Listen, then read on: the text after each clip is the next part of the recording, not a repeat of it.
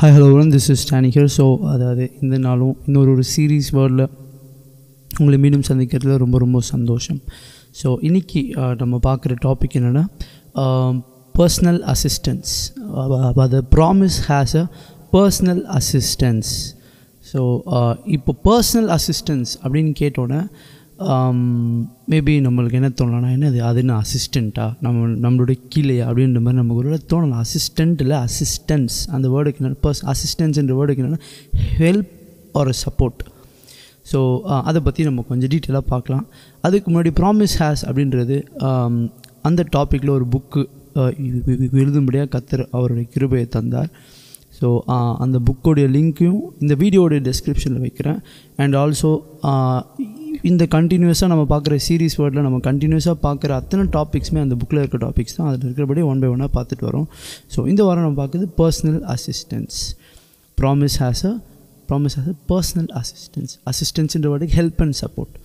கர்த்தருடைய வாக்குத்தத்தம் நம்மக்கிட்ட அவர் இது கொடுத்ததுக்கப்புறம் அதை நோக்கி பயணிக்கும்போது நமக்கு ரொம்ப ரொம்ப முக்கியமாக ஒரு விஷயம் தேவை. நம்ம சில நேரத்தில் ஒரு சீசனில் ஸ்ட்ராங்காக இருப்போம், ஒரு சீசனில் ஃபேமாக இருப்போம், ஒரு சீசனில் அசைக்கப்படாமல் பயங்கர திடமாக இருப்போம். ஆனாலுமே கூட there may be season, there may be tough storms ஒரு வேளை வரலாம். அப்போது நம்ம ஒரு வேளை ஷேக் ஆக கூட வாய்ப்பு இருக்குது. அதான் உண்மை, அதான் ரியாலிட்டி. பட் மேபி அதனால தான் காட் என்ன பண்ணுறாருன்னா நமக்கு அவர் ஒரு ஹெல்ப் அண்ட் சப்போர்ட் நமக்கு வச்சுருக்கார். There is help and support that we should know to access.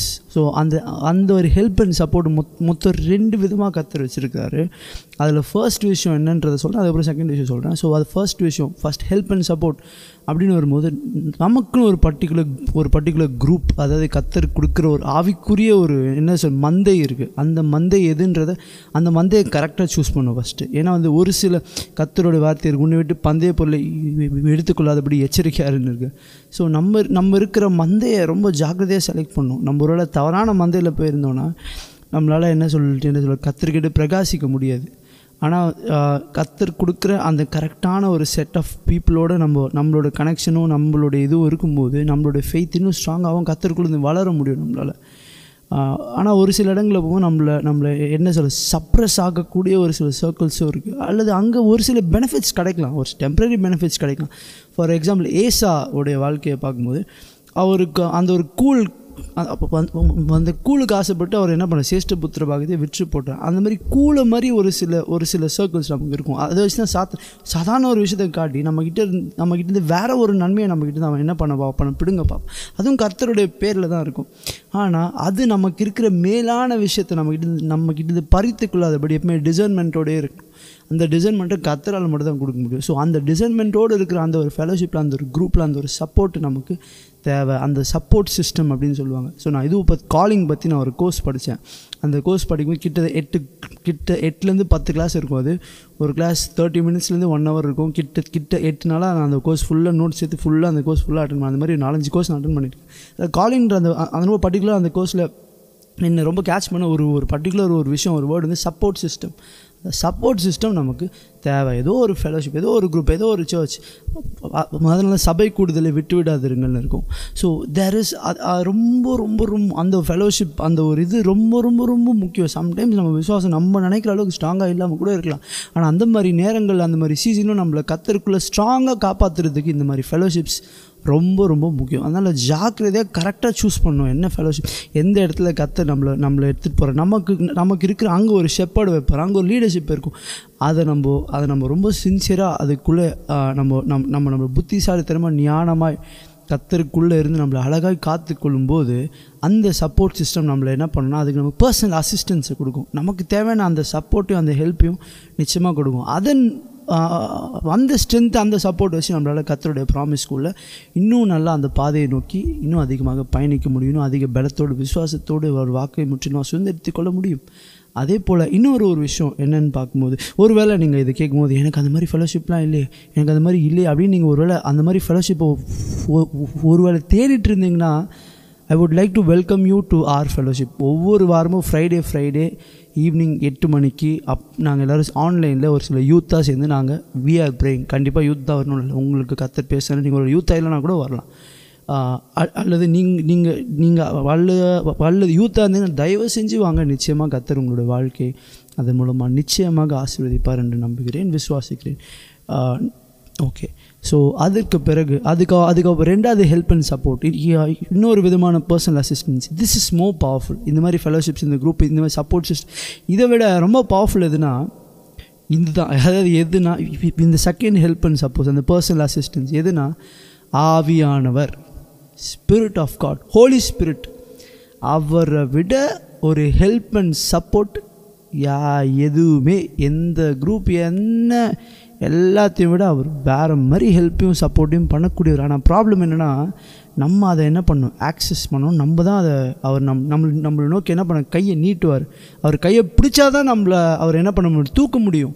அவர் சில நேரத்தில் எவ்வளோ நேரத்தில் என்ன பண்ணுவார், நம்மளை நோக்கி கை நீட்டிகிட்டே இருப்பார். ஆனால் நம்மளால் என்ன பண்ண முடியாது, நம்மளோட கையை நீட்டி அவர் கையை பிடிச்சி மேலே என்ன பண்ண ஏறி வர முடியாது. ஏன்னா நம்ம வேறு ஏதோ ஸ்டக்காக இருப்போம், டிஸ்டர்ப்டாக இருப்போம். சரி, எப்படி கையை பிடிக்கிறது? அவர் பாதத்தில் உட்காந்து அவர் சத்தத்தை கேட்டதான், அவர் சத்தத்தை கேட்குறதுக்கு ஸ்பேஸ் கொடுத்தா. அதனால தான் ஜீசஸ் காதுள்ளவன் கேட்க கடவுன்னு சொல்லுவார். ரொம்ப புத்திசாலி. அவருக்கு நல்லா தெரியுது, எவ்வளோ தான் பேசினாலும் சிலருக்கு என்ன புரியாது, அவங்க கேட்காது. அதனால தான் காதுள்ளவன் கேட்க கடவுன். ஸோ அதனால தான் நமக்கு அந்த காது, அப்புறம் எனக்கு தான் காது இருக்கே, எனக்கு தான் கேட்குமே. நான் இந்த நேரத்தில் ஸ்பிரிச்சுவலான காது, அது ஆவிக்குரிய காது. ஸோ நமக்கு தேவை சாமுவல்ஸ் இயர்ஸை கர்த்தர் நமக்கு நிச்சயமாக தருவாராக. ஆண்டவரே எனக்கு சாமுவல்ஸ் இயர்ஸை தாங்க, ஷார்ப்பாக உங்கள் சத்தத்தை உங்களோட விஸ்பர்ஸை அழகாக கேட்குறவனா என்னை மாற்றுங்க, அழகாக கேட்குறவளா என்னை மாற்றுங்கன்னு சொல்லிட்டு நம்ம அவர்கிட்ட அந்த கிருபை கேட்கும்போது அவர் கரெக்டாக நமக்கு அந்த சத்தத்தை கேட்குறதுக்கு அவர் அந்த கிரேஸ் தருவார். அப்போது ரொம்ப தெளிவாக ஆவியானவரோட சத்தம் நமக்கு வரும். அந்த ஹெல்ப் அண்ட் சப்போர்ட்டை வச்சு நம்மளால் என்ன பண்ணணும், கர்த்தருடைய வாக்குத்தத்தை நோக்கி நம்மளால் நிச்சயமாக என்ன பண்ண முடியும்னா விசுவாசத்தோடு பயணித்து முன்னேறி போயிட்டே இருப்போம். என்னென்ன நடந்தாலும் சரி, நான் கர்த்தர் எனக்கு சொன்னதை நான் நம்புகிறேன், நான் பயணித்து போயிட்டு. ஆபிரகாம் பாட்டு அவர் அந்த காலத்தில் நிச்சயமாக ஆபிரகாம் பார்த்து எல்லாம் என்ன சொல்லியிருப்பான், இந்த ஒரு மாதிரி சொல்கிறேன்னு நினைக்காது, இந்த ஆள் சரியான பைத்தியமாக இருப்பான் போல், லூசுத்தனமாக இவன் பாட்டுன்னு எங்கெங்கேயோ சுற்றிட்டு இருக்கான். ஆபிரகாமை பார்த்து ஒரு சிலர் என்ன பண்ணிருப்பான், சொல்லியிருப்பாங்க, சரி இவன் போகிறது கரெக்ட், இவன் கர்த்தர் சொன்னார், காணாத தேவனை நம்பி இவன் பாட்டுன்னு போயிட்டே இருக்கானே, அவனுக்கு ஒரு குழந்தை இருக்கா அப்படின்னு எவ்வளோ பேர் அவரை பார்த்து கேட்டிருப்பாங்க.